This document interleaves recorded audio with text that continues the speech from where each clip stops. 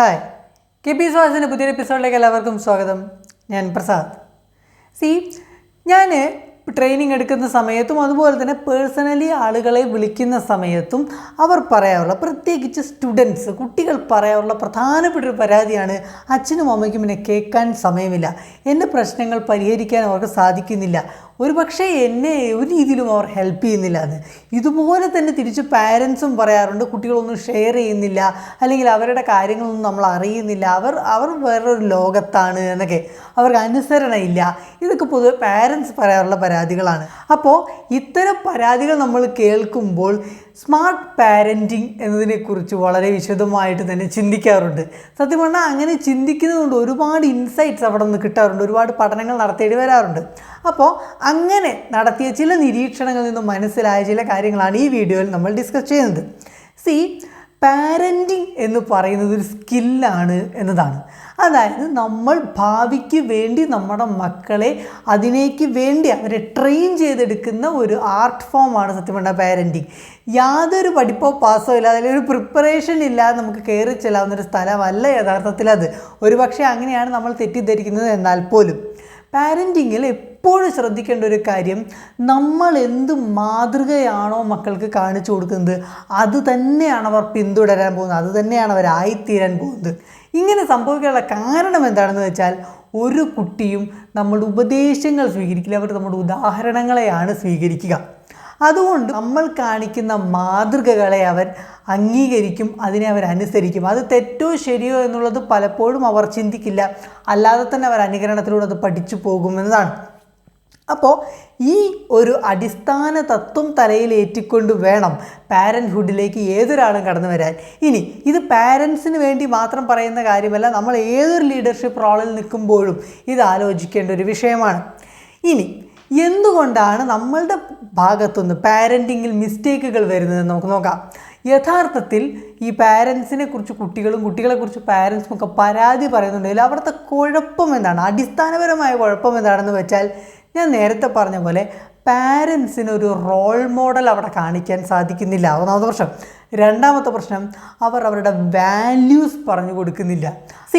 നമ്മൾ കുട്ടികളെ എപ്പോഴും ഗൈഡ് ചെയ്യുകയാണ് ചെയ്യേണ്ടത്, അവരെ റൂൾ ചെയ്യുകയില്ല, അവരെ ഭരിക്കുകയല്ല, അവരെ നയിക്കുകയാണ് വേണ്ടത്. അങ്ങനെ നയിക്കുക എന്ന കൺസെപ്റ്റിൽ നമ്മൾ പോകുമ്പോൾ നമ്മൾ അവർക്ക് എക്സാമ്പിൾ കാണിച്ചു കൊടുക്കണം, അവർക്ക് വാല്യൂസ് പകർന്നു കൊടുക്കണം. പ്രധാനമായും ചില മേഖലകളിലെ വാല്യൂസ് വളരെ ഇമ്പോർട്ടൻ്റ് ആയിട്ട് പിള്ളേർക്ക് പറഞ്ഞു കൊടുക്കും. ഒന്നാമത്തേത് വർക്കിനെ ബേസ് ചെയ്തുള്ള വാല്യൂസാണ്.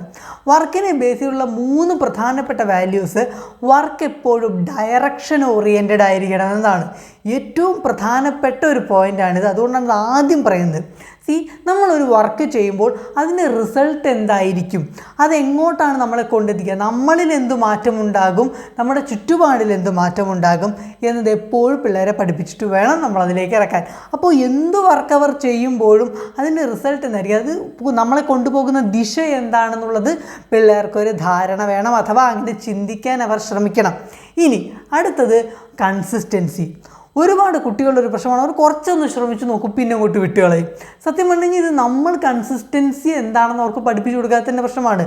നമ്മളെപ്പോഴും ആലോചിച്ചാൽ അറിയാം, എല്ലാ ലോകത്തെ കമ്പനികളായിക്കോട്ടെ വ്യക്തികളായിക്കോട്ടെ അവർ സക്സസ് ഉണ്ടാക്കുന്നത് കൺസിസ്റ്റൻ്റ് ആയ ആക്ഷനിലൂടെയാണ്. അതായത് ഒരൊറ്റ രാത്രി കൊണ്ട് അങ്ങോട്ട് ഉണ്ടാക്കിയെടുക്കല്ല, നേരെ മറിച്ച് കുറച്ചായിട്ട് ഉണ്ടാക്കി അടുത്തടുത്ത സ്റ്റെപ്പുകളിലേക്ക് പോയി അങ്ങനെയാണ് എപ്പോഴും സക്സസ്സിലേക്ക് എത്തുന്നത്. അതുകൊണ്ട് കൺസിസ്റ്റൻസി എന്ന വർക്ക് എത്തിക്സ് വളരെ ഇമ്പോർട്ടൻ്റ് ആയിട്ടുള്ള പോയിൻ്റാണ്. ഇനി അടുത്തത് ഡിസിപ്ലിനാണ്, അച്ചടക്കം. ഇത് പറഞ്ഞു കഴിഞ്ഞാൽ പൊതുവെ കുട്ടികൾ നമ്മളോട്, പ്രത്യേകിച്ച് പുതിയ ജനറേഷൻ 1995 ശേഷം ജനിച്ച ആൾക്കാർ പൊതുവെ സമ്മതിക്കാറില്ല. ഡിസിപ്ലിൻ എന്ന് പറയുന്നത് വളരെ ഇമ്പോർട്ടൻ്റ് ആയ വിഷയം തന്നെയാണ്. ഒരു തീവണ്ടിക്ക് റെയിൽപാളം എങ്ങനെയാണോ പ്രധാനപ്പെട്ടതാകുന്നത് അതുപോലെ തന്നെയാണ് ഒരു മനുഷ്യന് ഡിസിപ്ലിൻ എന്ന് പറയുന്നത്. അച്ചടക്കമില്ല എങ്കിൽ സ്വാതന്ത്ര്യമുണ്ടാകുമെന്നത് നമ്മളുടെ ജനറേഷൻ തെറ്റിദ്ധരിച്ച് വെച്ചിരിക്കുന്ന ഏറ്റവും വലിയ അബദ്ധധാരണയാണ്. അച്ചടക്കരാഹിത്യമല്ല സ്വാതന്ത്ര്യത്തിലേക്കുള്ള വഴി എന്ന് പറയുന്നത്.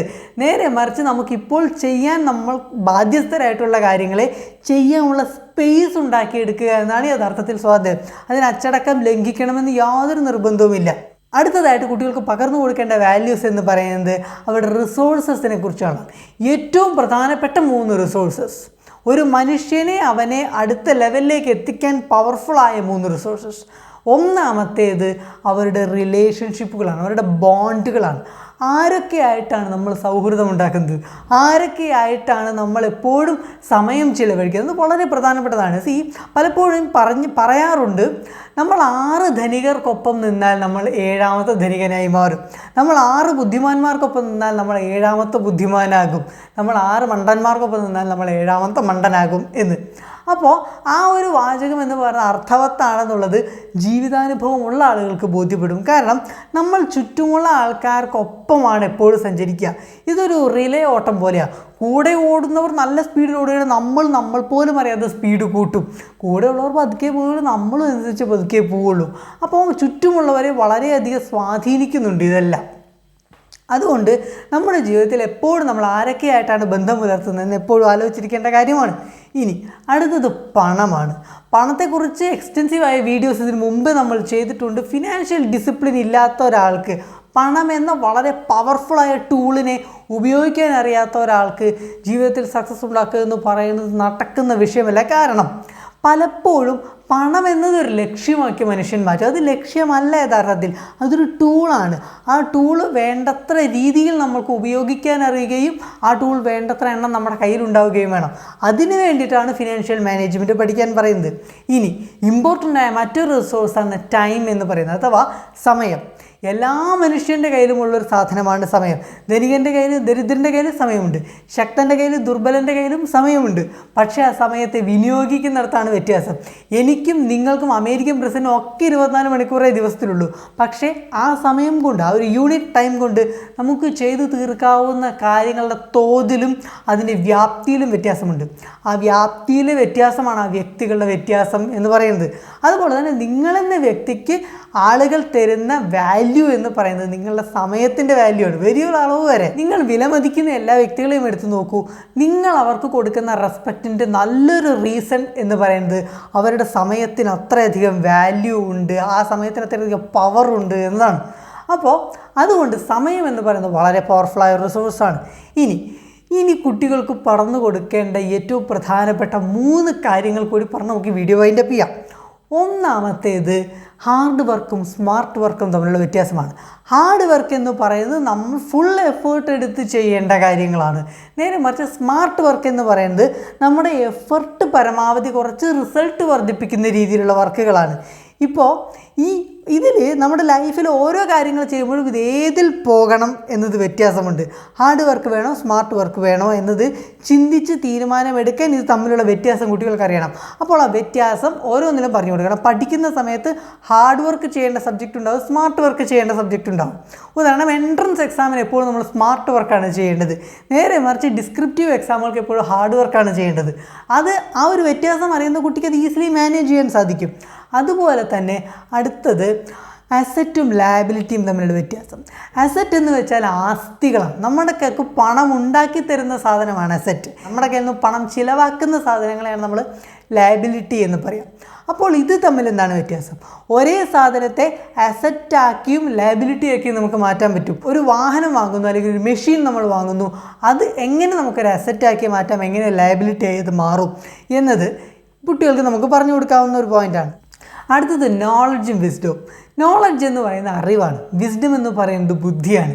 സത്യത്തിൽ നോളജിനെ പരസ്പരം കണക്റ്റ് ചെയ്തുണ്ടാക്കുന്ന വിഷനെയാണ് വിസ്ഡം എന്ന് നമ്മൾ പറയാം. ഒന്നുകൂടി വ്യക്തമായിട്ട് പറഞ്ഞാൽ, ഒരു ടെക്സ്റ്റ് ബുക്ക് നിങ്ങൾ വായിക്കുമ്പോൾ നിങ്ങൾക്ക് കിട്ടുന്നത് നോളജാണ്. എന്നാൽ എല്ലാ പാഠങ്ങളും വായിച്ച ശേഷം ആ അറിവുകളെ തമ്മിൽ കണക്റ്റ് ചെയ്യാൻ നമ്മൾ പഠിക്കും. ആ കണക്റ്റ് ചെയ്യാൻ നമ്മൾ പഠിച്ചു കഴിഞ്ഞാൽ നമ്മൾ അതിനെ വിനിയോഗിക്കാൻ, അഥവാ അതുപയോഗിച്ച് പുതിയൊരു ലെവലിലേക്ക് ഉയരാൻ നമ്മൾ പഠിക്കും. അതാണ് വിസ്ഡം എന്ന് പറയുന്നത്.